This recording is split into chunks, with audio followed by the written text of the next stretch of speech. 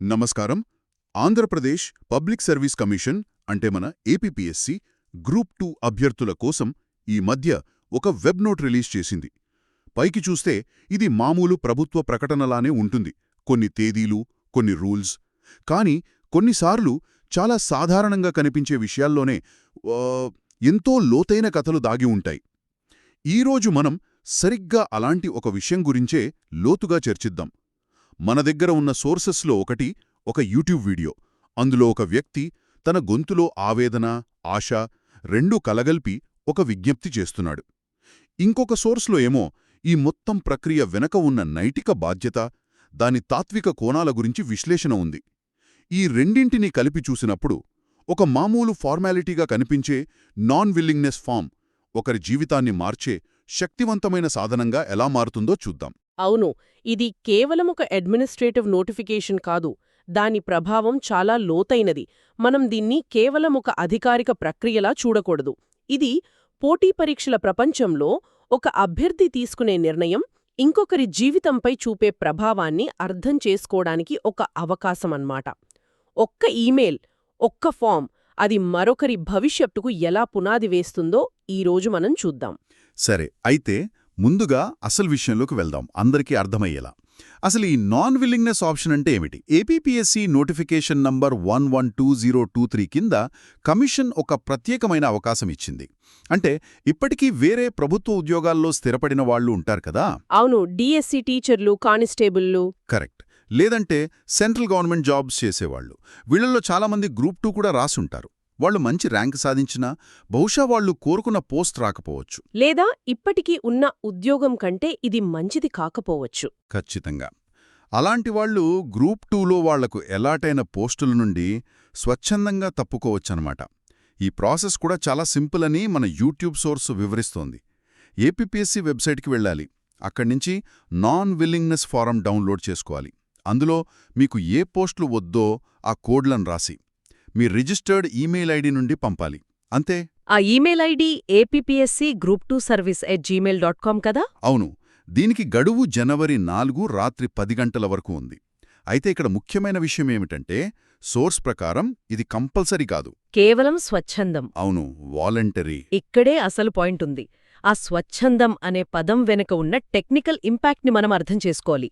మన సోర్స్లో దీన్ని బటర్ఫ్లై ఎఫెక్ట్తో పోల్చారు. బటర్ఫ్లై ఎఫెక్ట్ అంటే ఎక్కడో ఒక చిన్న మార్పు ఇంకెక్కడో పెద్ద తుఫాను సృష్టిస్తుందని చెప్పే సిద్ధాంతం. అవును, ఇక్కడ కూడా అంతే. ఒక అభ్యర్థి తీసుకునే చిన్న నిర్ణయం మొత్తం మెరిట్ లిస్ట్లో ఒక పెద్ద మార్పు తీసుకురాగలదు. ఎఫెక్ట్ లేదా ఆ సోర్సులో వాడిన ఇంకో పదం డెడ్ సీట్. దీన్ని కొంచెం విడమర్చి చెప్తారా? డెడ్ సీట్ అనే పదం వింటుంటేనే చాలా సీరియస్గా అనిపిస్తోంది. ఇది నిజంగా చాలా సీరియస్ సమస్య. ఉదాహరణకి, ఒక మంచి ర్యాంకర్ ఉన్నారు అనుకుందాం. ఆయనకు ఆల్రెడీ ఒక మంచి జాబ్ ఉంది. కానీ ఒక సేఫ్టీ కోసం జస్ట్ ఇన్ కేస్ అని గ్రూప్ 2లో వచ్చిన ఒక పోస్టును హోల్డ్లో పెట్టుకుంటారు. చివరికి అందులో చేరరు. ఓకే. సెలక్షన్ లిస్టు ఫైనల్ అయిపోయాక ఆ ఖాళీ అయిన సీటును మెరిట్ లిస్ట్లో కింద ఉన్నవారికి ఇవ్వడానికి రూల్స్ ఒప్పుకోవు. దాంతో ఆ పోస్టు డెడ్ సీట్గా మారిపోతుంది. అంటే ఆ పోస్టుకు అర్హతున్న మరొకరికి అవకాశం పోయినట్టేనా? పోయినట్టే. ప్రభుత్వానికి ఆ పోస్టులో సేవలు అందవు. ఆ సీటు నెక్స్ట్ నోటిఫికేషన్ వచ్చే వరకు, అంటే దాదాపు 2-3 సంవత్సరాలు ఖాళీగానే ఉండిపోతుంది. ఇది చాలా పెద్ద నష్టం కదా. టైం తీసుకుని ఆ నాన్ విల్లింగ్నెస్ ఫామ్ పంపితే మన సోర్స్ ప్రకారం ఒకేసారి 3 అద్భుతాలు జరుగుతాయి. 3? అవేంటవి? 1. Slide up. మెరిట్ లిస్ట్లో వారి కింద ఉన్న ప్రతి క్యాండిడేట్ ర్యాంకు పైకి జరుగుతుంది. Okay. 2. The entry. Cut off మార్కుకు జస్ట్ అర మార్కు, పావు మార్కు దూరంలో ఆగిపోయి హోప్స్ వదులుకున్న ఒక అభ్యర్థి ఉన్నట్టుండి సెలక్షన్ లిస్ట్లోకి వస్తాడు. వావ్. 3. The upgrade. అంటే ఆల్రెడీ సెలెక్ట్ అయ్యి తనకొచ్చిన పోస్ట్, ఉదాహరణకి సీనియర్ ఆడిటర్ లాంటిది నచ్చని అభ్యర్థికే ఉన్నత స్థాయి పోస్ట్, అంటే డిప్యూటీ తహసీల్దార్ లాంటిది దొరికే ఛాన్స్ ఉంది. అంటే ఒక్కరి నిస్వార్థమైన చర్య ఎందరి జీవితాల్లోనో పాజిటివ్ మార్పులు తెస్తోందన్నమాట. ఖచ్చితంగా. బటర్ఫ్లై ఎఫెక్ట్ అనే పదం ఇప్పుడు నాకు చాలా పర్ఫెక్ట్గా అర్థమవుతుంది. ఒక చిన్న క్లిక్, ఒక చిన్న ఈమెయిల్ ఎందరి జీవితాలను మార్చేస్తుంది. మన యూట్యూబ్ సోర్స్లో సరిగ్గా ఇదే మానవ కోణాన్ని చాలా ఉద్వేగభరితంగా చెప్పారు గదా. అది కేవలం ఒక విజ్ఞప్తిలా లేదు, ఒక ఆర్తనాదంలా ఉంది. అవును, ఆ వీడియోలోని ఎమోషన్ చాలా జెన్యూన్గా ఉంది. మీరు తీసుకునే చిన్న నిర్ణయం ఒక నిరుద్యోగి కుటుంబంలో వెలుగులు నింపుతుంది అనే వాక్యం సూటిగా గుండెకు తగులుతుంది. నిజమే. ఇంకా మాటలు ఈ చర్యకు ఒక స్పిరిచువల్ యాంగిల్ కూడా ఇస్తున్నాయి. ఈ భావోద్వేగాన్ని మన రెండవ సోర్స్లోని ఘోస్ట్ వేకెన్సీ కథతో పోల్చూడొచ్చు. ఆ కథలో అర్జున్ అనే యూపీఎస్సీ అభ్యర్థి ఉంటాడు. అతను ఏపీపీఎస్సీ గ్రూప్ 2 సీట్ని ఒక బ్యాకప్గా ఉంచుకుంటాడు. అతను కావాలని ఎవరికీ చెడు చేయాలనుకోడు. అవును, కాని అతను ఆ పోస్ట్లో చేరకపోవడం, అదే సమయంలో తప్పుకోకపోవడం వల్ల 0.5 మార్కులతో అవకాశం కోల్పోయిన రైతు కొడుకు రవి జీవితం తలకిందులవుతుంది. ఈ కథ వింటుంటే అర్జును నిందించడం కరెక్టేనా, లేక మన సిస్టంలోనే లోపముందా అనిపిస్తోంది. ఇది చాలా ముఖ్యమైన ప్రశ్న. నిస్సందేహంగా ఇది సిస్టమ్ ఫెయిలియర్ కూడా. వెయిటింగ్ లిస్ట్ విధానం సరిగ్గా లేకపోవడం, రిక్రూట్మెంట్ ప్రాసెస్లు ఏళ్ల తరబడి సాగడం, ఇవన్నీ క్యాండిడేట్స్ని ఇలాంటి నిర్ణయాలు తీసుకునేలా చేస్తాయి. నిజమే. అయితే మన సోర్సెస్ వాదన ఏమిటంటే, సిస్టమ్ మారే వరకు మనం ఎదురుచూస్తూ కూర్చోలేం గదా. వ్యవస్థలో లోపాలున్నప్పటికీ మన చేతుల్లో ఉన్న నైతిక బాధ్యతను మనం వదిలేయకూడదు. అంటే అర్జున్ ఉద్దేశం చెడ్డది కాకపోయినా అతని యాక్షన్ యొక్క రిజల్ట్కి తనే బాధ్యత వహించాలనంటున్నారా? అవును, సోర్సెస్ అడుగుతున్నది అదే. మీ చర్యల ప్రభావాన్ని గుర్తించండి అని. సరిగ్గా చెప్పారు. యూట్యూబ్ వీడియోలో మాట్లాడిన వ్యక్తి తన స్వంత అనుభవాన్ని పంచుకున్నప్పుడు ఈ విషయం ఇంకా క్లియర్గా అర్థమవుతుంది. ఉద్యోగం రాకముందు వాళ్ల కుటుంబం ఎంత పేదరికంలో ఉందో, ఆ తర్వాత ఒక 30,000 జీతం వచ్చినప్పుడు వాళ్ల లైఫ్లో ఎంత మార్పొచ్చిందో ఆయన కళ్లక్ కట్టినట్లు చెప్పాడు. ఆ మాటలు వింటుంటే రవి లాంటి వేలాది మంది అభ్యర్థుల జీవితాల్లో ఒక ప్రభుత్వ ఉద్యోగం ఎంత పెద్ద మార్పు తీసుకువస్తుందో అర్థమవుతోంది. ఒక నిమిషం, మనం ఒక అభ్యర్థి పాయింట్ ఆఫ్ వ్యూలో కూడా ఆలోచించాలి కదా. రాత్రి పగులు కష్టపడి చదివి ర్యాంక్ తెచ్చుకున్నాక జస్ట్ ఇన్ కేస్ అని ఒక పోస్ట్ ఉంచుకోవడంలో తప్పే ఉంది. ఇది కూడా సరైన వాదనే. ఎవ్వరూ తమ భవిష్యత్తును రిస్క్లో పెట్టుకోవాలనుకోరు. సోర్సెస్ కూడా ఎవరినీ బలవంతంగా తప్పుకోమని చెప్పడం లేదు. అవి కేవలం ఒక విజ్ఞప్తి చేస్తున్నాయి. ఎవరికి? ఎవరికైతే గ్రూప్ 2 పోస్ట్ అవసరం లేదని 100% ఖచ్చితంగా తెలుసో, ఎవరైతే ఇప్పటికే ఇంకా మంచి జాబ్లో సెటిల్ అయిపోయారో వారిని మాత్రమే ఈ నిర్ణయం తీసుకోమని కోరుతున్నాయి.